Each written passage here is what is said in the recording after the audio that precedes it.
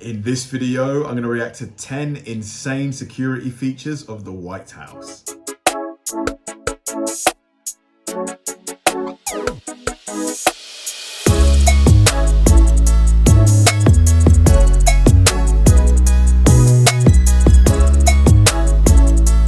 Hi guys, and welcome to another episode of Kabir Considers. This is the place where I react to music, media, sports, anime, anything related to popular culture. I'll watch it with an open mind and give you my 100% honest reaction to it.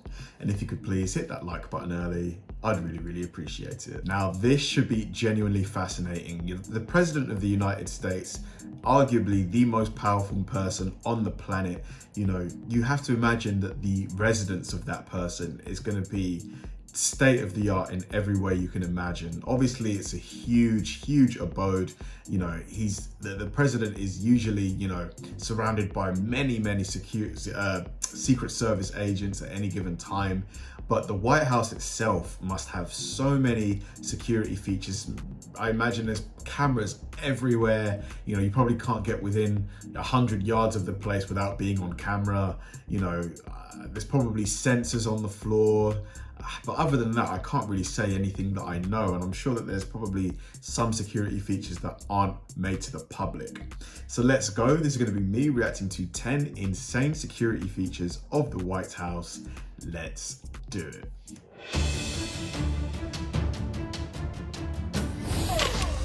The world's most powerful politician nation is the USA, and the White House is the epicenter of the US government. So, as you'd expect, it's protected at all costs. After World War II, White House security went up a notch, and as more threats arose over the decades since, the security has only been expanded. The president and his delegates are put on a pedestal, protected at all costs from any conceivable outside threat. A multi-story doomsday bunker is prepped for immediate action. Guard dogs roam the grounds and aren't afraid to bite, and a hidden missile system is ready to take down any threat.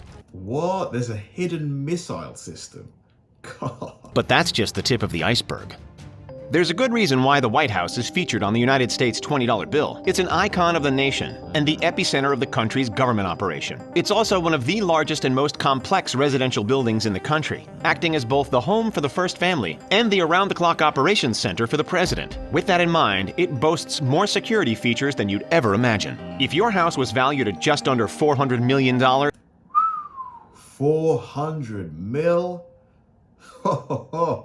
You'd protect it too. Built in 1792 under the supervision of George Washington, the 55,000 square foot White House spans 19 acres of land and comes jam-packed with 132 multi-purpose rooms and 35 bathrooms spread across 6 levels. Scattered throughout the building are 412 doors, 147 windows, 28 fireplaces, 8 staircases, and 3 elevators. Each, in the eyes of the presidential security, a location for a potential threat.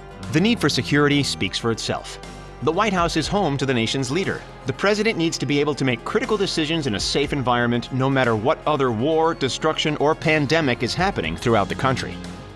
Put yourself in the shoes of an imaginary attacker. If you were looking in from the outside, which White House feature would give you visual access to plan your next move?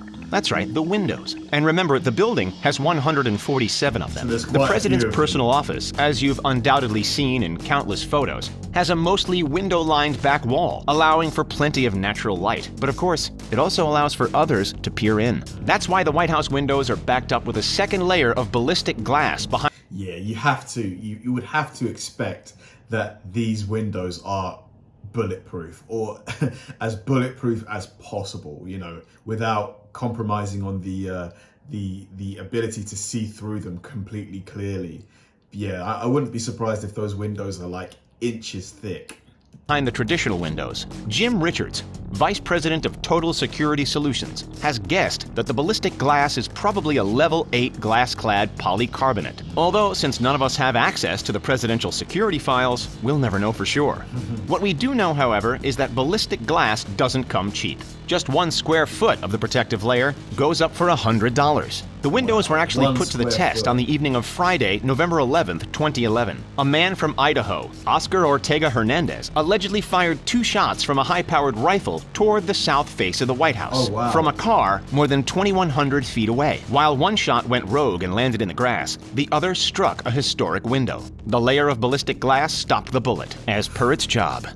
Another incident occurred a few years later, in January of Crazy. So the guy, he fired that shot from 2,100 feet away, which is about, that's like 1.5 miles away at least, or around about a mile. Let's say it's a mile away, and they still found him. I wonder how long it took them to find him. 2015, although this time, no damage was done and it was purely accidental. After finishing off a shift, one government employee was experimenting with his drone on the expansive White House lawn. The drone managed to fly through the airspace undetected by many security systems. Really? However, when he landed the drone on the grass, countless alarms were triggered. The White House security went into a frenzy, but of course, it was a false alarm. This experience showcased an alarming gap in the White House security protocol. They could Wow. not guarantee spotting mid-air drones. Henceforth, they installed drones of their own, with 2 specific purposes. 1, to act as roving security cameras, and 2, to take down any other threatening drones that might come into the White House's airspace. Consumer drone companies are doing their part too, with a software feature known as geofencing. If a drone flies into a strict no-go zone, its built-in GPS will sense the boundary, and the drone will stop mid-flight. Interesting. The reason that landing drone triggered the alarm was because it tripped one of the many infrared sensors that cover the White House lawns. White House sensors aren't arranged in laser-like patterns that are set off by movement. They're far more thorough and foolproof than what you typically see in a spy or a heist movie. What happens if those alarms are triggered? Be it the SWAT team on the roof, the guard dogs around the grounds, or the Secret Service at the entrance. Before you know it, someone will have taken down the intruder and neutralized the threat in no time. Man, the dogs. I mean, the sense of smell that dogs have. And those dogs, I believe they use Belgian Malinois, which are probably the most athletic dogs ever. I mean, they have to be. Like, if anyone doesn't know what a Belgian Malinois is, Google it. Those dogs are rapid, so fast. That thing will be on you in a flash. Like, It doesn't take long for a sensor to be tripped. The moment someone decides to jump the fence, the so-called perimeter of protection jumps into action, alerting the White House's security office of a potential danger. Although jumping the fence would be mighty difficult these days without a pogo stick, but we'll get to that a little later. Now about those cunning Secret Service agents we mentioned. There are close to 1,200 Secret Service agents posted around the clock, 24 hours a day, 7 days a week, throughout not just the White House, but 1,200, surely not. Okay, yeah, he said just not just at the White House. the embassies and diplomatic missions in Washington, D.C. Right. However, those are only the uniformed officers. The Secret Service has 2,800 more agents which operate in plain clothes throughout the area. The Secret Service's expert tactics in both threat prevention and threat response are as important as any job in existence. Those particular agents, who patrol the White House grounds, are split into emergency response teams and are often hidden from the public eye, ready to pounce at any needed moment. If an alarm is triggered, rather than wait for intruders to reach their zone, they spring into action and rush to the designated area that's been breached. Armed with semi-automatic weapons, they can take down a violent intruder almost immediately. We've actually got an entire video dedicated to the Secret Service and their insane tactics. I'd love to know more about the training that these guys do. I imagine a lot of the protocol that they follow is confidential, obviously, but I imagine these guys are trained, you know, very, very hard, very highly, probably comparable to a special forces soldier. Did you know that they even have to escort the president to the bathroom? And that there's a reason why they wear such dark sunglasses? Check out that video afterward. The link is in the description. On the 17th of February, 1974, U.S. Army Private Robert K. Preston stole a Huey helicopter from Tipton Field in Maryland and landed it on the south lawn of the White House. What? 20 years later, in 1994, a light plane circled the Washington Monument and crashed on the White House grounds. Both of these were major breaches of security, leading to Washington, D.C. being declared as a no-fly zone. If a plane isn't following the strict landing path into Ronald Reagan National Airport, then the pilot is given a stern warning. Failure to reroute following these instructions can be fatal. Why?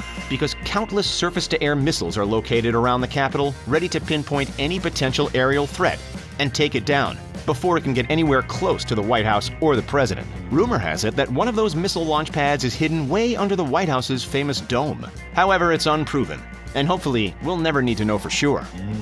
While the missile launchers, hidden Secret Service teams, and infrared sensors might not be visible to the naked eye, one security feature is about as obvious as it gets. That's right, the fence. Yeah. Since it was first constructed in 1801 when President Thomas Jefferson was calling the shots, the White House fence has gone through a subtle yet important transformation. In the early days, it merely served as a barricade to keep the president's livestock on the property. If an intruder wanted to jump over it, he'd barely break a sweat. These days, it's another story. Not only is the fence topped with sharp spikes to deter would-be climbers, but it also boasts an inbuilt pressure feature that alerts White House agents the moment anyone touches it with any substantial force. Far stronger than it looks. The 11-foot-tall mesh of steel and rebar is solid enough to bring charging vehicles to a halt. Even if you could somehow manage to elude the guards and hop the fence, as we've seen, there's a slew of additional security challenges that would be even harder to overcome. One of those security challenges are the Belgian Malinois. I knew it. I knew they had to use Belgian Malinois. You know, German Shepherds are fantastic dogs, but the Belgian Malinois is probably the next level. Dogs which patrol the grounds. Canines have been employed since 1975 to protect the Oval Office. As cute as they appear, make no mistake, they can be vicious. The Belgian Malinois is the perfect mix of gentle and brutal. They're great with kids, but take no prisoners when going after intruders. They take off like speeding bullets to subdue suspects, reaching speeds of 30 miles an hour, and have a wide 270-degree field of vision. That's why many of these dogs are used in the military. Believe it or not, one of them was even part of the team that took down Osama bin Laden. In 2014, the dog's training was put to the test. Two loyal canines, Hurricane and Jordan, responded to an intruder and took down fence jumper Dominic Adesanya. What does it take to become a Secret Service dog? On average, Secret Service dogs typically cost $6,500 to $8,500, and they must complete 20 weeks of training with handlers before they can report for duty, and usually work in the field until about age 10 before settling down for a well-earned retirement. That's awesome. I love how they have a structure as well, you know, like a route to retirement. I hope they're paid well.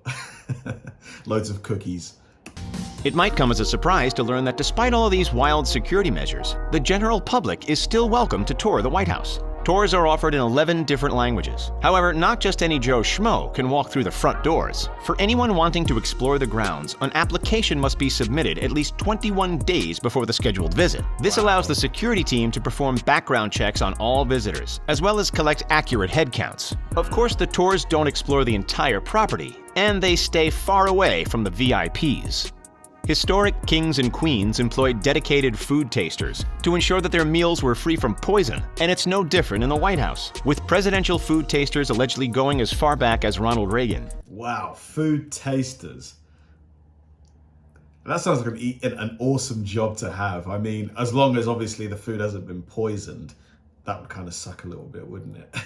The Secret Service takes the necessary precaution that every meal which they haven't seen prepared in front of their very own eyes could be a potential threat. It only takes one arsenic-doused sandwich to send the US government into a tailspin. As strict as all the food supervisions are, the president, whoever it is at the time, can still go ahead and order whichever late-night craving they want for delivery. Of course, though, there's an asterisk to that. The staff order, say, a pizza to a different address, because if the delivery man or food prepper doesn't know who the meal is for, there's no reason to taint it.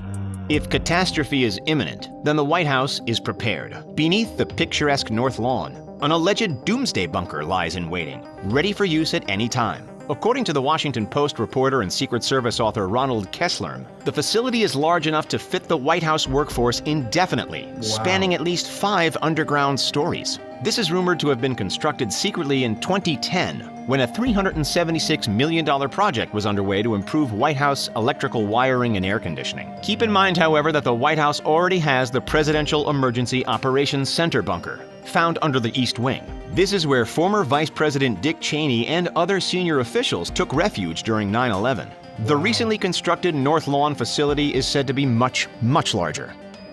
Do you see any gaps in the White House security protocol? Share your thoughts. Wow, I had no idea that the White House was valued at $400 million. That's a huge amount of money. And to be honest, it kind of makes sense because, you know, where else is there a White House? You know, it's such a unique building, such a historic building. And the security features, I'm sure there's probably at least a third of them that weren't spoken about in this video, just because it makes no sense for that information to be in the public domain.